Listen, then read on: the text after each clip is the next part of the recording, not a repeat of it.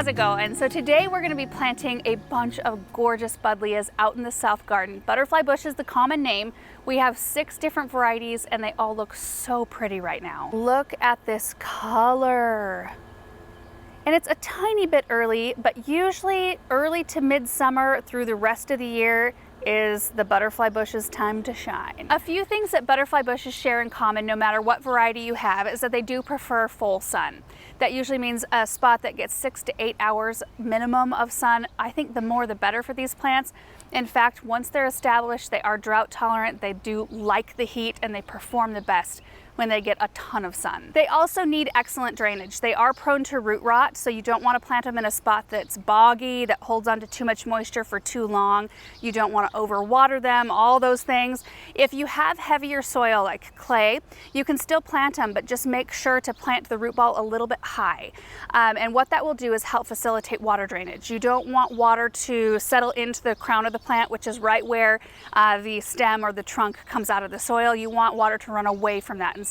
So if you kind of create a little hill with your root ball so that water can run away, that's best. They all attract every single pollinator that your garden could possibly want to attract.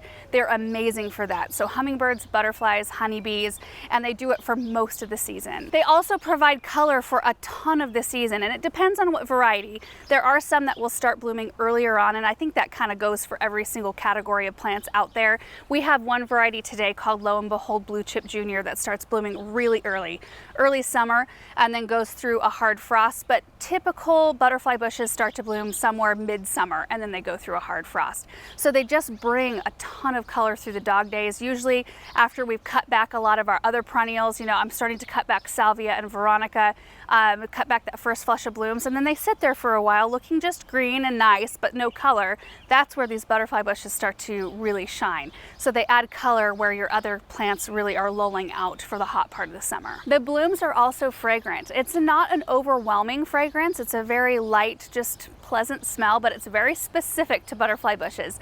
You know, there are some varieties of plants, when you smell them, it's Monarda for me. You smell that plant and it just takes you right back to your childhood or right back to a specific time in your life.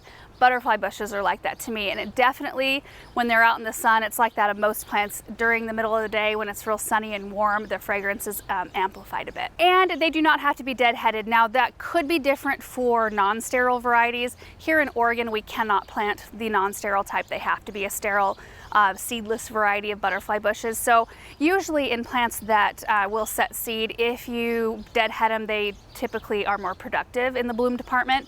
But for ours, it doesn't matter. They just keep on blooming throughout the whole season. So you can see, like on this one specifically, this bloom is pretty much done. I mean, if you aesthetically wanted to go in and take that off so you don't see it, you can, but it's not going to affect this plant's ability to keep on blooming throughout the season. And that brings me to a couple of differences. So non-sterile versus sterile varieties.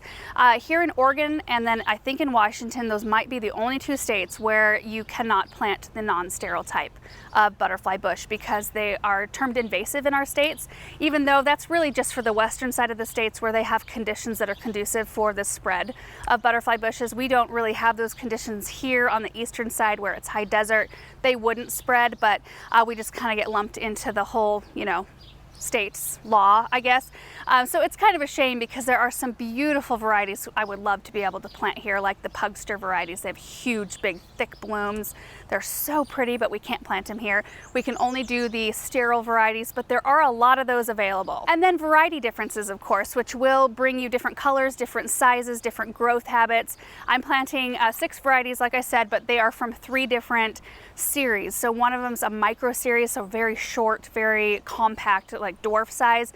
There's a Lo and Behold series, which are like kind of, they're more compact, a little bit bigger than the micro series, but not as big as some of the others.